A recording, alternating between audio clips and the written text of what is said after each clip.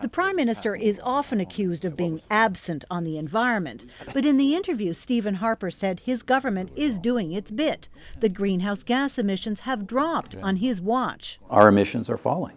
Canada's emissions have dropped since 2008, largely because of the recession and industry slowdown.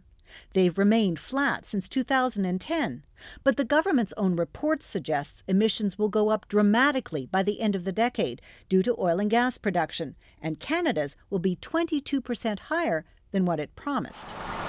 The Prime Minister has resisted imposing federal rules on the oil and gas industry unless the U.S. does too. Last week, he called the idea crazy. Harper now says he'd be open to using a system like Alberta's for the entire continent that puts a price on carbon, a concept he's been against. I think it's a model on which you could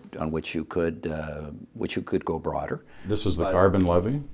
This is the tech fund price carbon levy, and it's not a levy, it's a price, and there's a tech fund in which private sector makes investments.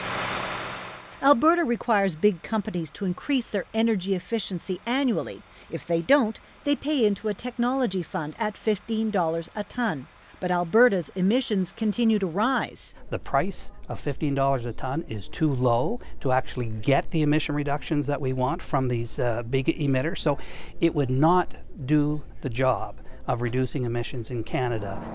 The Prime Minister also took credit for getting tough on coal. We are phasing out the use of traditional dirty coal.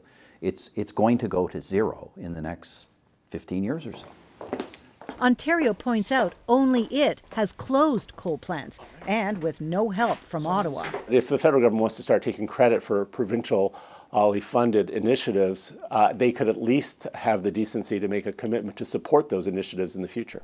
Harper's comments could be more about politics than policy, an attempt to soften his image on the environment in an election year where climate change is once again becoming a hot political topic. Margo McDiarmid, CBC News, Ottawa.